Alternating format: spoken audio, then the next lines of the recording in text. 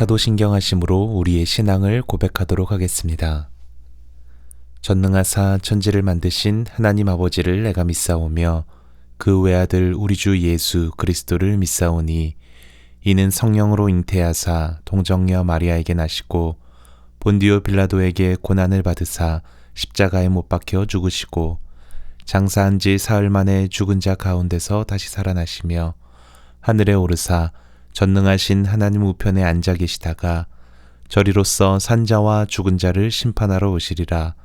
성령을 믿사오며 거룩한 공회와 성도가 서로 교통하는 것과 죄를 사하여 주시는 것과 몸이 다시 사는 것과 영원히 사는 것을 믿사옵나이다. 아멘.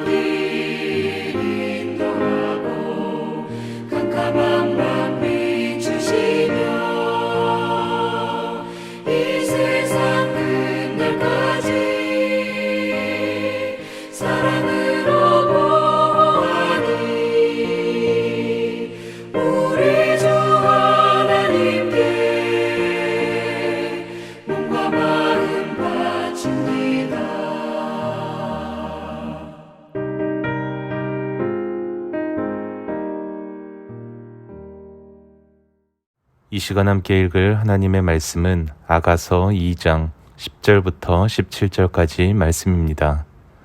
함께 읽겠습니다. 나의 사랑하는 자가 내게 말하여 이르기를 나의 사랑 내 어여쁜 자야 일어나서 함께 가자.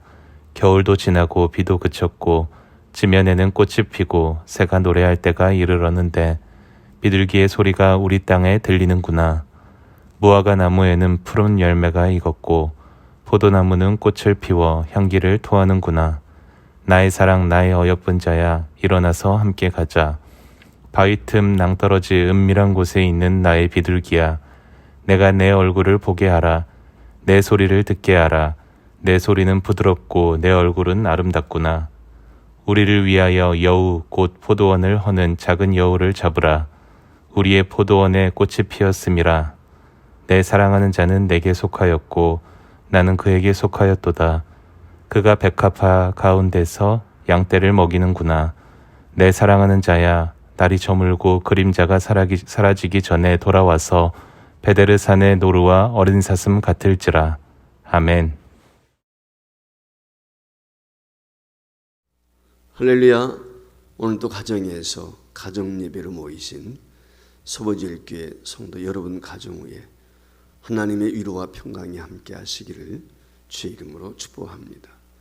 오늘 본문 말씀은 우리가 잘 아는 것처럼 솔로몬과 술람미 여인과의 사랑의 이야기입니다. 즉 한 남자와 한 여자의 사랑을 노래하고 있는 것입니다. 그런데 이 두 사람의 사랑의 위기가 닥쳤습니다. 오늘 여기 15절 말씀에 보면 이렇게 말씀하고 있습니다. 우리를 위하여 여우 곧 포도원을 허는 작은 여우를 잡으라. 우리의 포도원에 꽃이 피었음이라 그랬습니다.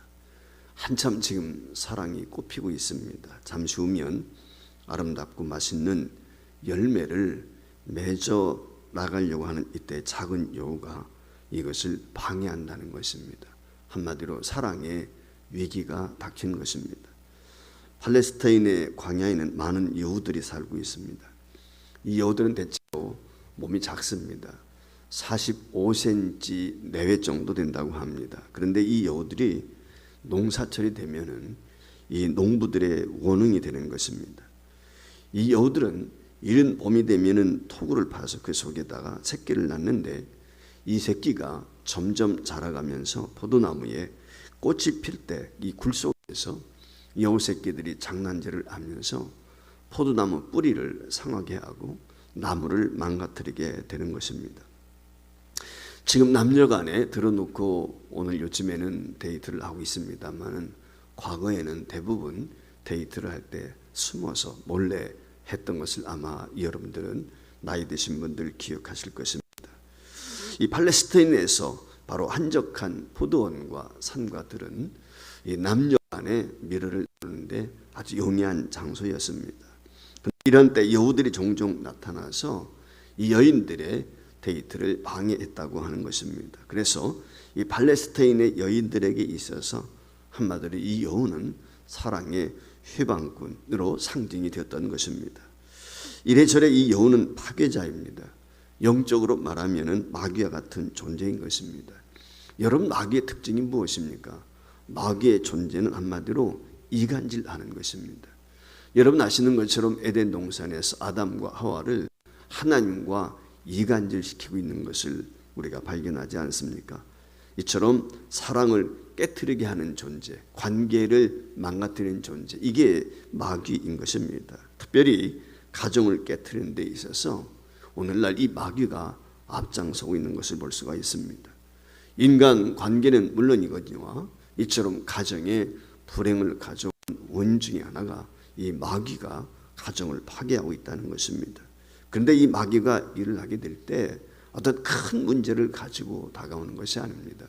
사람들은 대체적으로 작은 문제에 대해서 민감하지 못합니다. 큰 문제에 대해서는 심각하게 생각을 하지만 작은 문제, 소소한 문제에 대해서는 별로 그렇게 심각하게 생각하지 않습니다. 그런데 아쉬운 것은 이 소소하고 작은 것의 문제가 쌓이고 쌓이다 보면 이것이 골마 터져서 마침내는 큰 문제를 가져오게 된다는 것입니다. 우리 가정에도 마찬가지입니다. 큰 것이 아닙니다.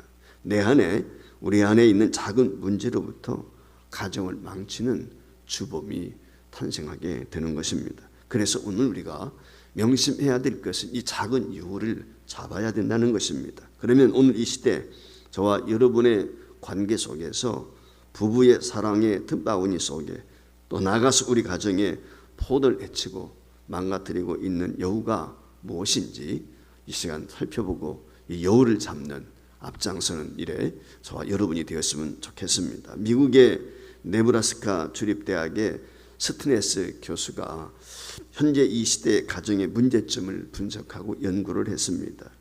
그러면서 건강한 가정 특징 6가지를 그가 발표했는데 첫 번째는 감사하는 가정, 두 번째는 헌신이 있는 가정, 세 번째는 교제, 곧 대화가 있는 가정, 네 번째는 항상 함께하는 시간을 갖는 가정, 그리고 다섯 번째는 정신적인 건강과 여섯 번째는 극복의 능력이 있는 가정이라고 얘기했습니다.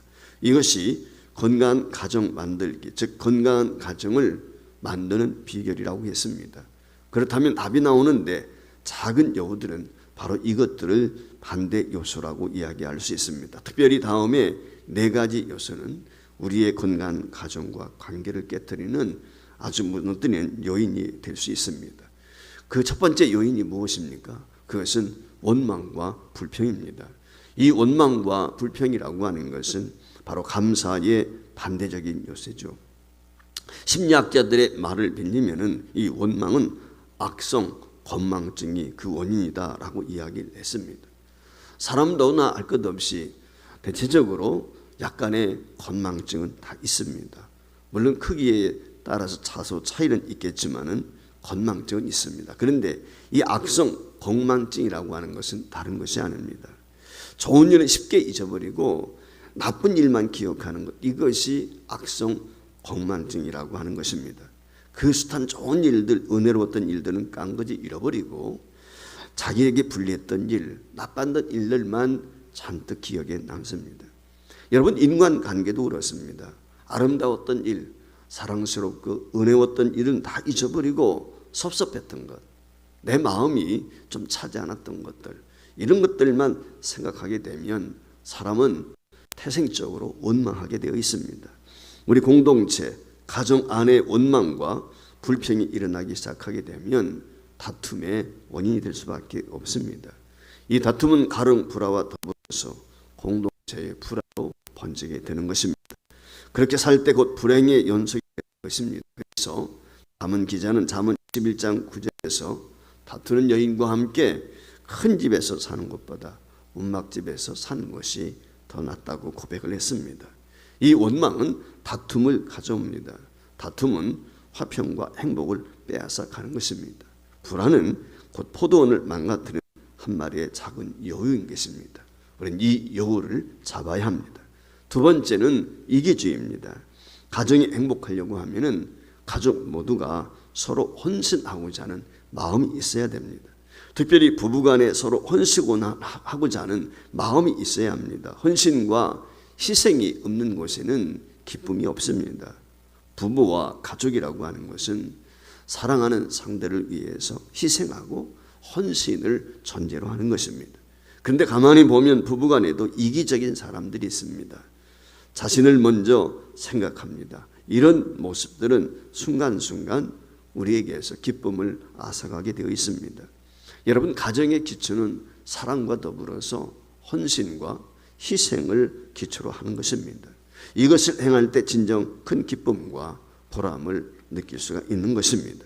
거기에 가족들이 나의 헌신을 알아주고 감사의 마음을 표현하게 될 때 건강하고 행복한 가정이 될 수 있는 것입니다. 따라서 오늘 우리는 이기주의라고 하는 작은 여우를 잡아야 합니다.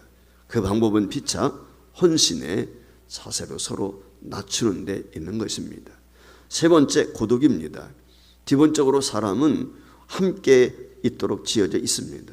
하나님께서 아담과 하와를 지으셨을 때 혼자 있는 것이 보기에 좋지 않았습니다. 그래서 창세기 2장 18절 말씀에 보면 여호와 하나님이 이르시되 사람이 혼자 사는 것이 좋지 아니하니 내가 그를 위하여 돕는 배필을 지으리라 말씀을 했습니다. 이처럼 하나님은 인간이 홀로 있는 것을 원치 않으셨습니다. 여러분, 고독이 무엇입니까? 고독이라고 하는 것은 외로움이죠. 나 혼자라고 느끼는 것입니다. 그래서 하나님께서 홀로 있지 말라라고 하셔서 이 배필을 하나님이 지으신 줄 믿습니다. 여러분, 부부는, 가족은 따로따로의 삶이 되어서는 안 됩니다.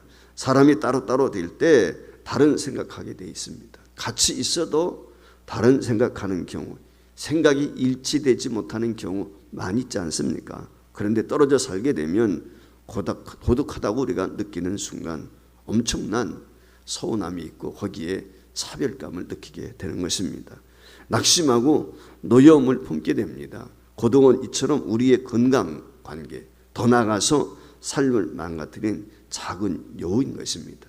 이 여우를 잡아야 합니다. 네 번째는 대화의 부재입니다.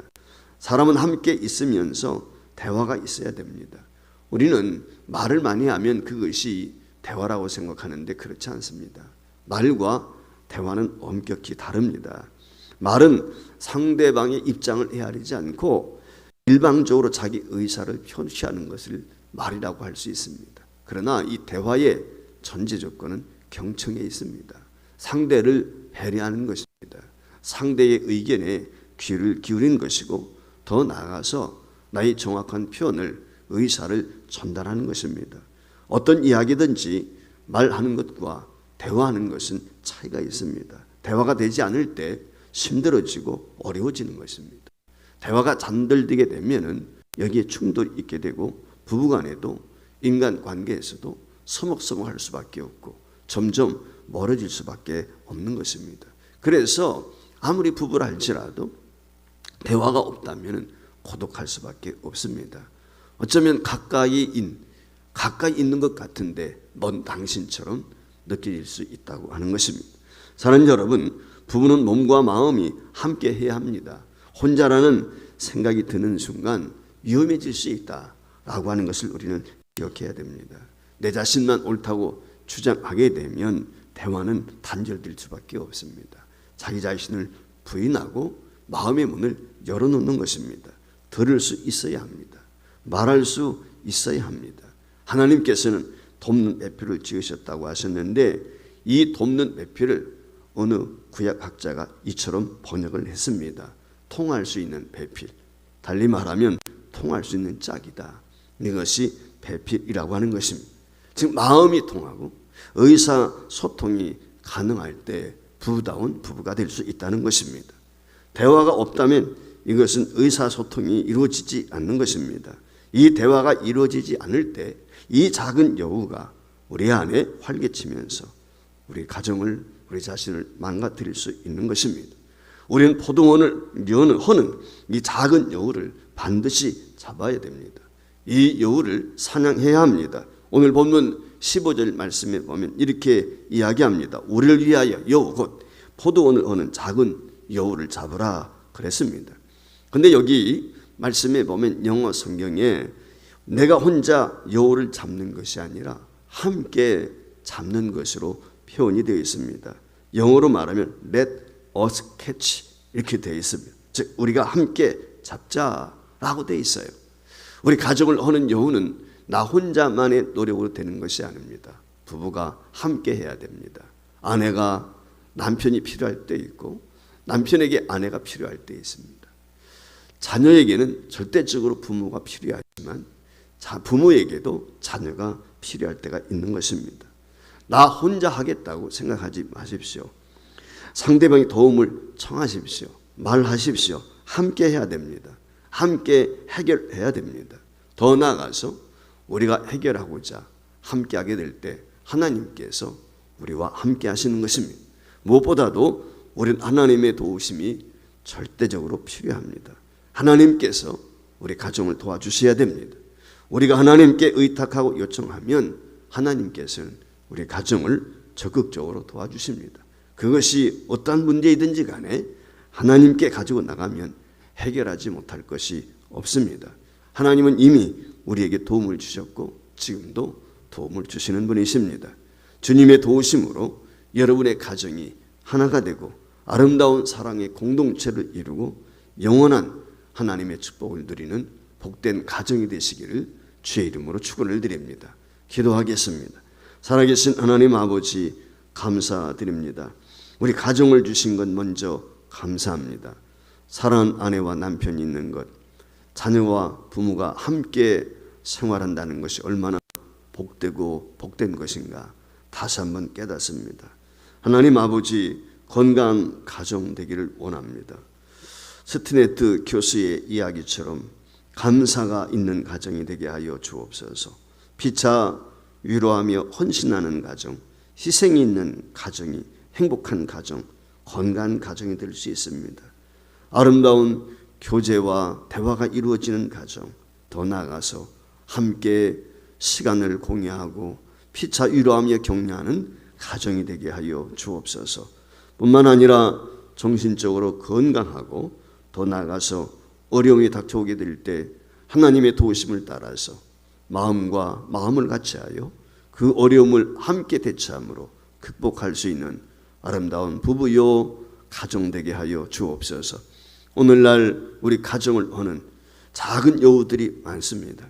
하나님 아버지, 이 작은 여우 가볍게 볼 것이 아니라 함께 더불어서 오늘 여우를 잡는 일에 앞장서게 하셔서 복되고 아름다운 가정, 정말 행복한 가정 모두 이룰 수 있는 우리 서부제일교회 성도와 가정 후손되게 하여 주옵소서. 예수님의 이름으로 기도합나이다. 아멘.